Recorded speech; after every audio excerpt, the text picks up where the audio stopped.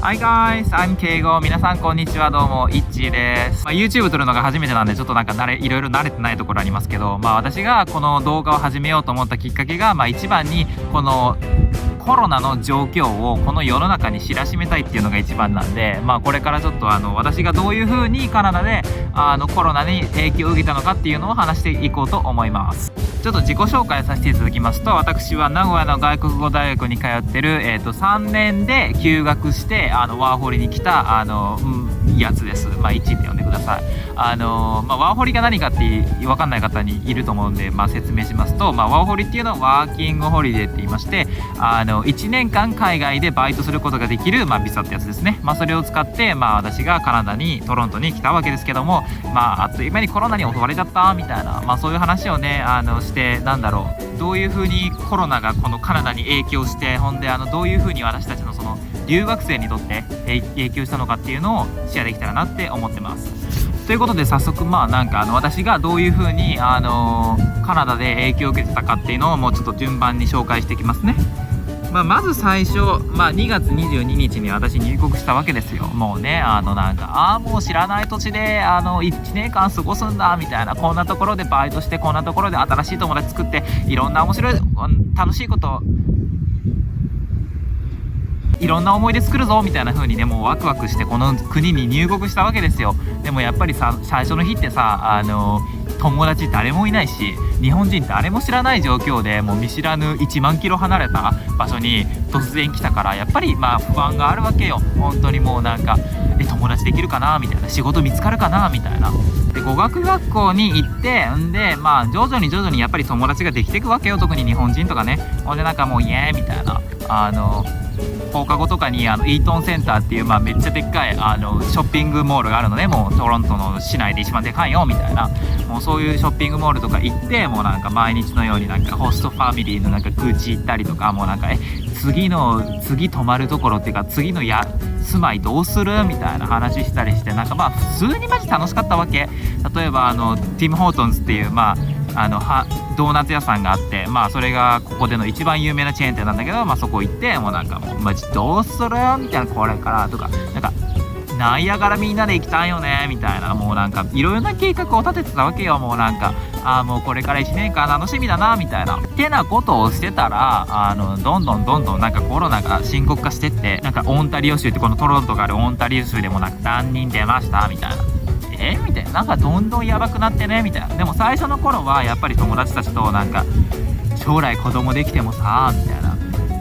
コロナどうだったって聞かれても、全然日本にいなかったから分かんなかったみたいな感じだよねみたいな風に思ってたのに、もうどんどんコロナに襲われていくわけ。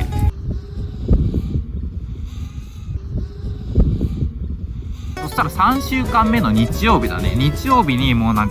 校閉めますみたいな、学校もう閉鎖しますよっていうニュースがもう入ってきて、待って、学校ないのみたいな。ここまでカナダまで来て語学学校通ってるのに、学校に行けないのってなって、もうまずそこからもうハテナなわけよ。でもそしたらどうしようみたいな。そしたらその次の日にニュース見てたら、カナダが鎖国しますみたいな、もう外国人も一切受け入れませんみたいな、もうカナダ人外に出しませんみたいな感じになって、これはやばくないってなって、でやっぱり2月22日同じタイミングで入国した友達がたくさんいたから、日本人がね特にもうどうするみたいな、もうみんなに LINE しまくって、そしたらもう徐々にやっぱりみんな俺帰るわ、私帰るわみたいな、待ってみんな帰るのみたいな、もうなってくわけよ。ほんでそしたら仲いい3人組があったんだけど、3人組の1人ももう俺は帰らん、私も帰らんみたいな感じだったのに、もう男の方がごめん、ちょっと裏切ってごめんだけど帰るわみたいな、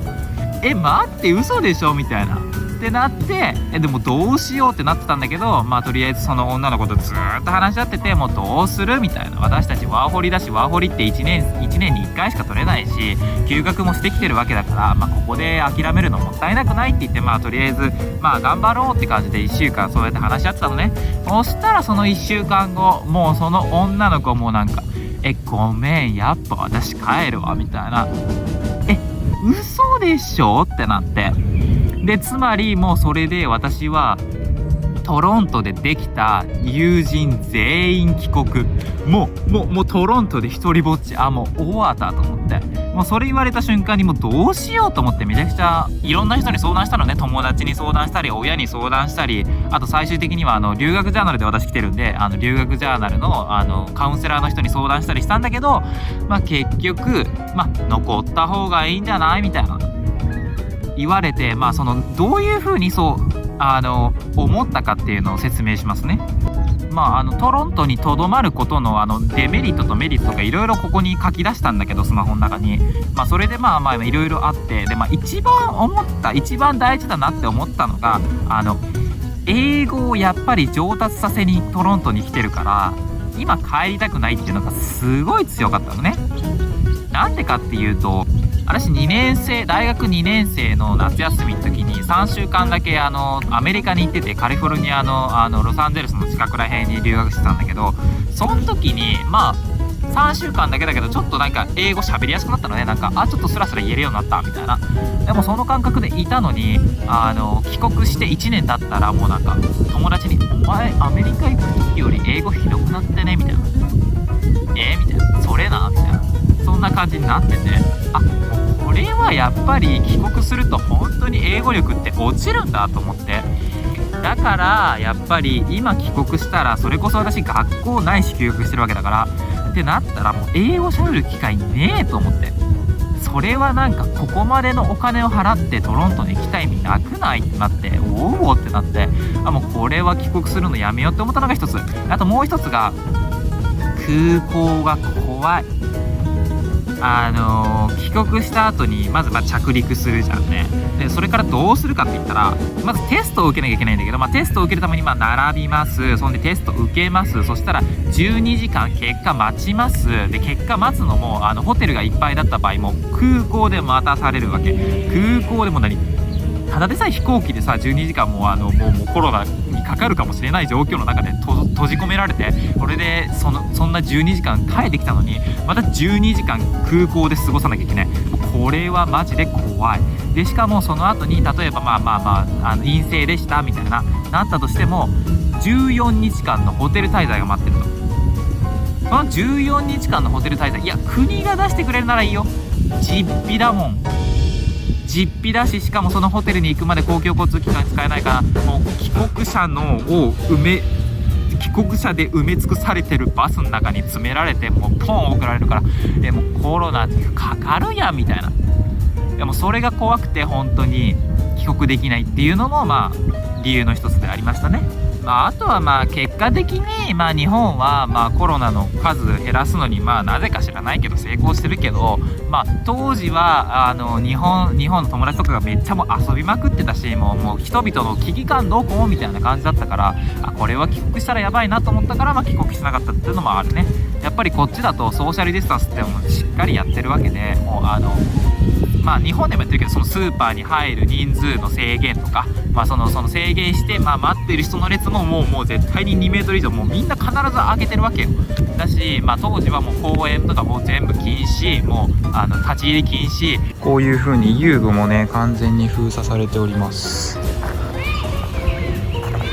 飲食店のお持ち帰りとデリバリー以外のもう営業禁止、もそんなの営業したらもう罰金みたいな、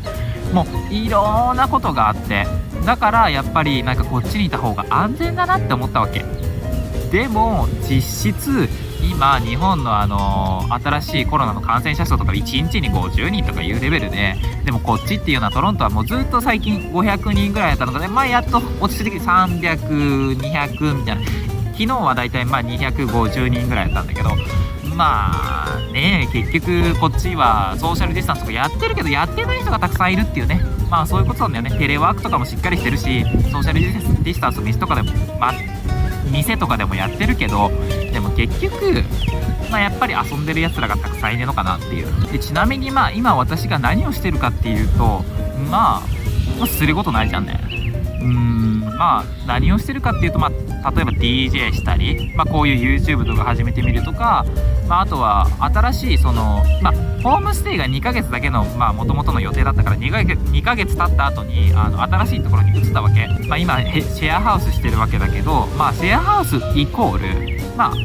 全部自分でやらなきゃいけないわけだから、今何を楽しんで楽しんではないけど、クッキングとか、掃除とか、そういうなんか今までも家にいて手伝いもしてこなかったようなことをして、時間潰してるって感じかな。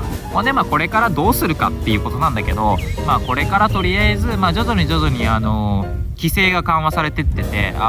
今こういう風に公園にも来れるようになってるし、徐々に規制が緩和されてるから、そういう風にレストランとかそういうのがオープンした時に仕事探せたらなって、今の状況だったらね、本当にもう家賃とか食費とかもうそういうのでもうどんどんお金がピヨーンってなくなってってるから、もうこれはもう限界があるわけよ。だからとりあえずなるべく早く仕事を見つけて、で生活費とか稼いでもプラスにできるように頑張れたらなって思ってるけど、200人も1日に出てる状態でねバイトするのはやっぱ怖いよね。でも生きていかなきゃいけないんで、食っていかなきゃいけないんで、とりあえずバイトしなきゃなってことで、とりあえず来年の1月もしくは12月までとどまるっていうことを考えております。きっとこういう風に留学がめちゃくちゃになった人はたくさんいると思うし、私の友達でもたくさんいるし、例えばね学校の無料でもう全額支援制度で留学行けるって決まった友達がいたんだけど、もうやっぱりこの状況だからもう出国できないみたいな。だからもう留学行けないかもとか、留学行ったのにもうなんか数ヶ月で学校から帰らされたみたいなケースもたくさんあるから、そういう意味では私はまだラッキーなのかなって思ってます。でやっぱり日本はもう緊急事態宣言解除された県がもうほとんどで、やっぱりみんなストーリー見てると飲みとか行ってる人もたくさんいるけど、でもやっぱりちょっと数人でもコロナがいる状態で飲みに行くのっていうのはやっぱり危険だと思うし、やっぱり自分の家族とか友人とか自分自身守るためにもやっぱり、もうちょっとねおうち時間をねそのまま続けていけたらなって思ってますよ。辛いけどね、辛いんだけど、もうちょっとおうち時間を増やして、で感染者数減らして、そっから徐々に家の外に出て、みんなとね楽しい日々をね、夏休みをねたくさん楽しむためにも、そうやって今ちょっと我慢してその後にパーって遊べる日が来たらなって来れたらなって思ってますので、皆さんご協力よろしくお願いいたします。ということで、私カナダからお届けしたいたしました。もう神々、私がこういう風に今後動画を投稿していくか分かりませんけども、動画でもねちょっとでも作れる余裕があったら作りたいなって思ってますんで、またその時はよろしくお願いします。サブスクライブ購読よろしくお願いいたします。それではありがとうございました。バイバーイ。